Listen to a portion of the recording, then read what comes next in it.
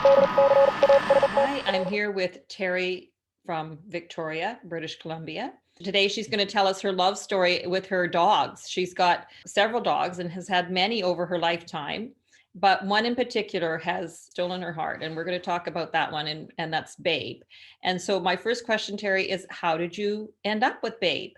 Well, Babe, I received a phone call from a friend of mine who was responsible for rescuing many animals, but she was no longer with that service. But the service called her anyway to say they had this very small, gimbally legged chihuahua, and could she foster it for a couple of weeks till they found a secure spot. She didn't seem very hardy.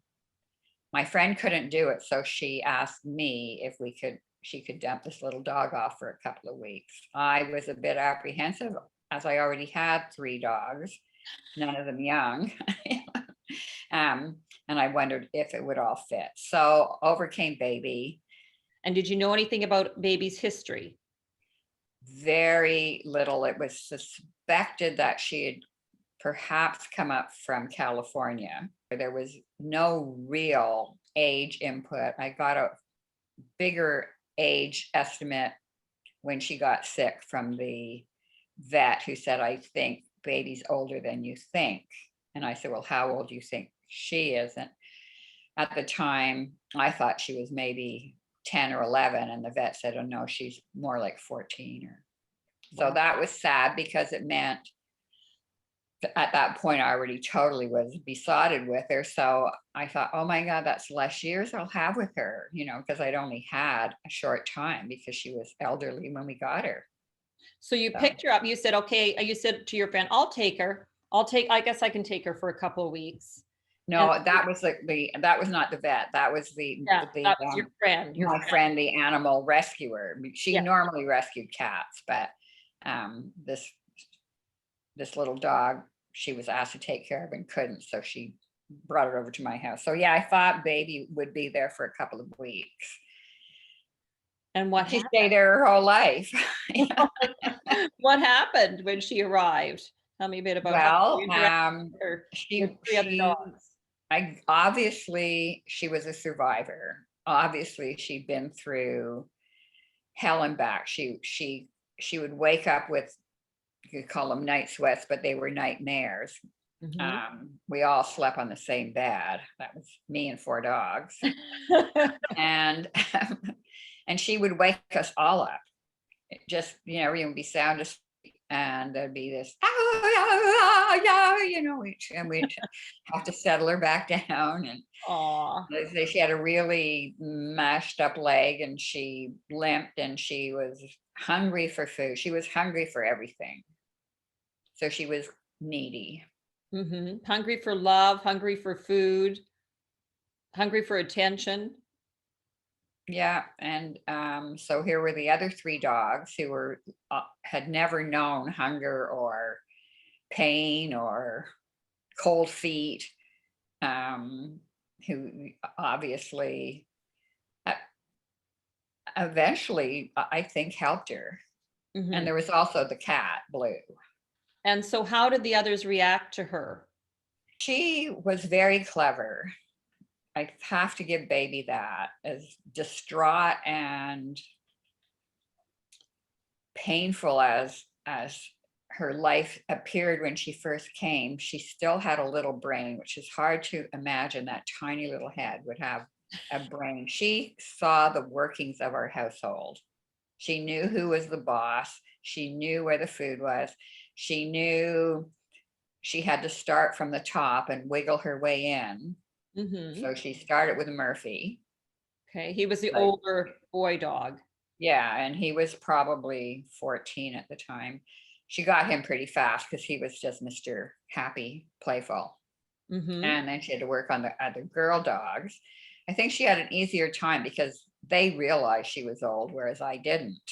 Right. So I think dogs are not as um, challenged by an older dog. Like if she'd been a puppy, she Yeah. might have had a much harder time breaking in, but it didn't take long, maybe 4 days before she had everyone's number, was sleeping on the bed, was still having, of course, she had nightmares for a year at Wow. least. She was very greedy food wise for a long time. She could never get enough, and she actually got fat. And I forget, we had a nickname for her, like something peanut, because she just got so fat for a bit, because I think she just couldn't satisfy herself. And She's then, never had an opportunity to actually yeah, eat. who knows what, it could have been horrible. But meanwhile, without me actually noticing, and this took a series of years, but I did say in my little note to you that one day she just wasn't limping anymore, and was just as nonchalant about dinner and food as the other dogs. It was no longer a big issue. So she had No, settled right into a comfortable existence.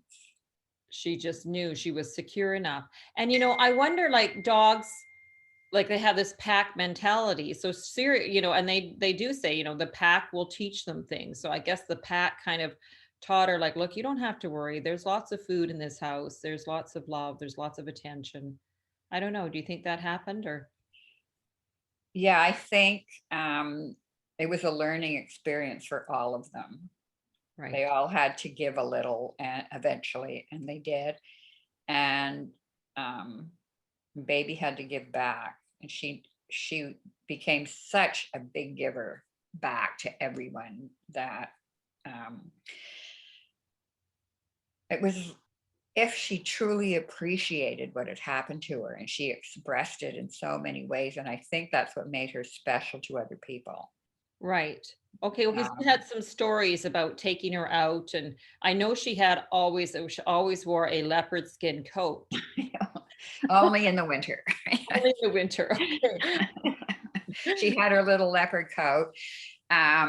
She had her little Canada Day t-shirt. Right. She didn't have many clothes, but she had her punk rock ballet outfit, fluffy skirt. She looked really cute in that. It didn't matter what she put on, because she was just cute. Right. With, Right. And she kind of won the hearts of various people in your neighborhood. Mhm. Yeah. Do you want to tell me about I couldn't go to Estevan without storekeepers coming out. Oh, there's baby. I remember one time walking into the bungalow, right?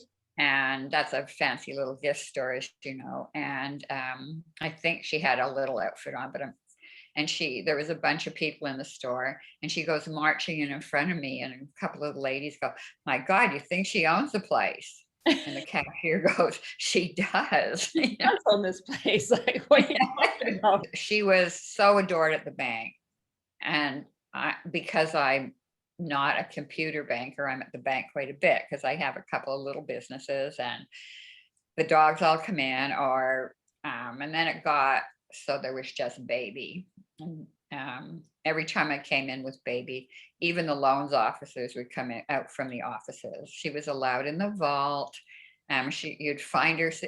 One time when I was ready to go and I couldn't find her, she's sitting with one of the loans officers at their computer, and the loans officer is showing baby pictures of his dog There you go. on the She had a computer. fan club. She had a fan club. So this, Didn't she end up in their staff photo one day? they had, we just happened in when they were all, there's maybe 20 in the whole staff, were all together dressed up to have their official photograph taken. And we walked in, and they go, "Baby, baby." And she gets scooped up, and there she is in their official photograph. It's hilarious. Because that particular bank got voted best bank 2 or 3 years in a row Wow. for customer service, and just a pleasant place to be. And baby was one of the reasons, and not that she was the reason, but the affection and the kindness of the people who work there. They even got little liver treats for her. So anytime she came in, there was little liver treats. So she would just walk in, go under the counters because she could fit, go over to the lady who had the little liver treats, make her rounds, get picked up by everybody. Then I was allowed to go. She worked the room. She knew how to work the She room. worked everywhere. And the other dogs were good with that. They just went, okay, this is baby. They were never jealous of baby. No. I think, who knows how dogs think exactly, but there was an understanding that she could get away with things that they never bothered to try because Yeah, I right. think they knew they were privileged, lucky dogs, and we had this little damaged creature come into our lives. Right.